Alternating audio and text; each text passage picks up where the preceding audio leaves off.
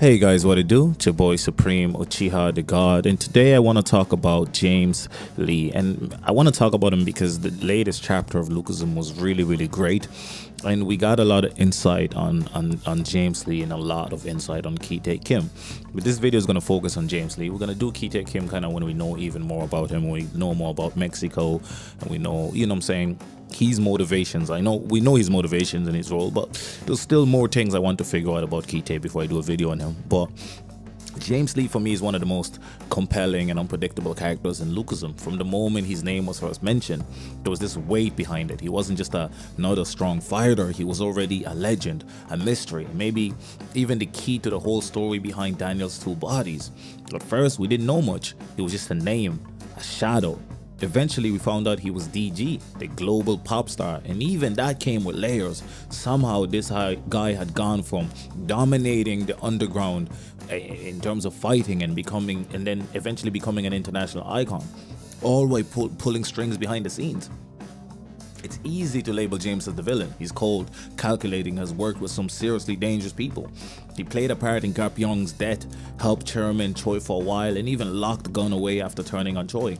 That move alone took out two of the biggest threats in one clean sweep. And we now know, clearly from the latest chapter, spoilers of course, that he's working with the police.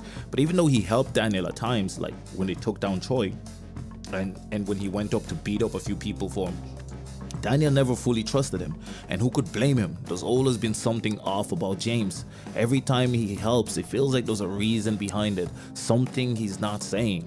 Now he's working with Gu and Kitae Kim, both of whom are completely unhinged in different ways. I mean, Kitae makes Gu look like a saint, you know what I'm saying?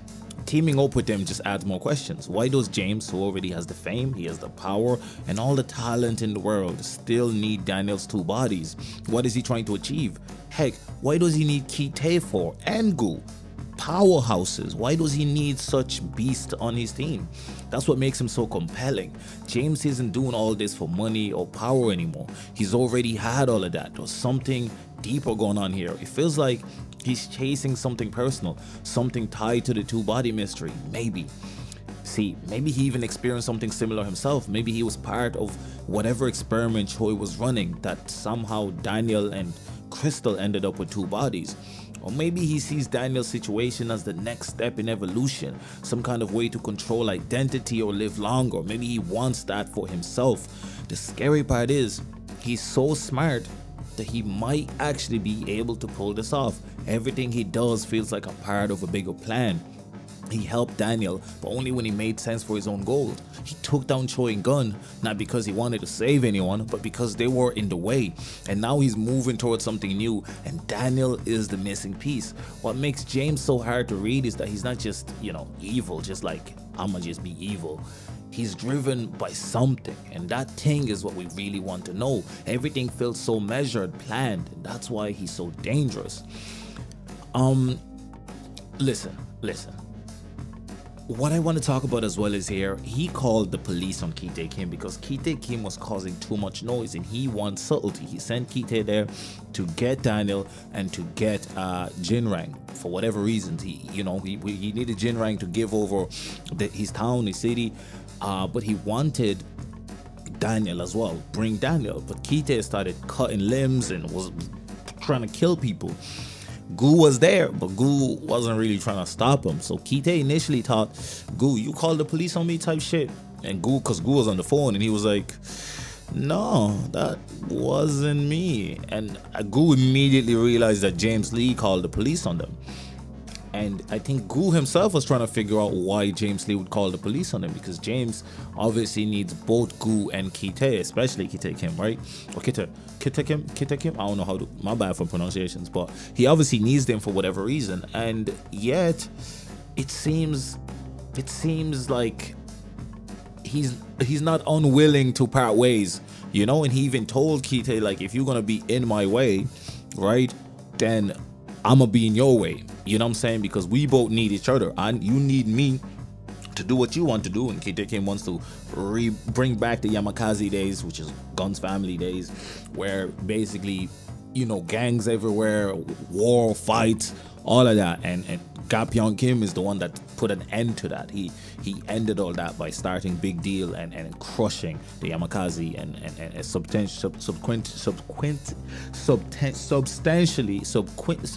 yeah, and essentially every other major gang and let Korea kind of go back into a bit of peacefulness, right? If we can guess what James Lee really wants, it's probably not to rule the underground world, because he could do that. You know what I'm saying? I think he wants to. He maybe wants to control identity, because he's had several identities just in the story, right? But why he needs these two identities is the key here. I think maybe he wants to be able to be, you know, like if he needs to take care of business, he can be on the ground and take care of business. But maybe in the face of it, he wants to be, you know, DG, Diego Kang, a superstar role model, become, you know, a political figure, because Choi wanted to be political, Gapyeong wanted to be political, and all of these guys that keep dying or end up down, they end up becoming the king of the underground, and then want to actually get into real politics, and the politics crushes them. They always seem to die at that point. And I think maybe James Lee wants to accomplish or go the same route, but actually accomplish it. But how to accomplish it is going to be very interesting, because the past showcases that anybody that goes for political power dies. So there's obviously something there. There's maybe a buffer. There's maybe somebody there that's like preventing these guys, though, letting them kind of rise up a little bit, because it, you know, it makes it easier for them if they know who's running the underground streets. But they don't want these guys to reach past a certain level, because we can even look at you know, How to Be a Fighter, or, you know, Viral Hit, that which is in the PTJ verse. It was a similar story where the villain wanted to become a political figure, and it seems to be the driving motivation for all these gangs, and we don't really understand or know why. Obviously maybe political power, but I mean, if you're ruling from the underground, I suppose, do they want to be visible? Do they want to have legislation powers? What are they trying to accomplish, and why are they all chasing it and willing to die for it? Now, the thing is, James Lee didn't just survive the world that the chairman created, he mastered it. And now that he's broken it down, he might be trying to build something even like more concrete, something maybe he learned from Choi directly, the same way Choi seemed to have learned from Gapyeong Kim. Or maybe in his own twisted way, he's trying to fix something. Whatever it is, one thing's clear: he's playing a long game, and by the time the truth comes out, it might already be too late. And that's why he's such an interesting villain. Let me know what you guys think. It's been your boy Supreme J the God. Make sure you leave a like, comment, and subscribe.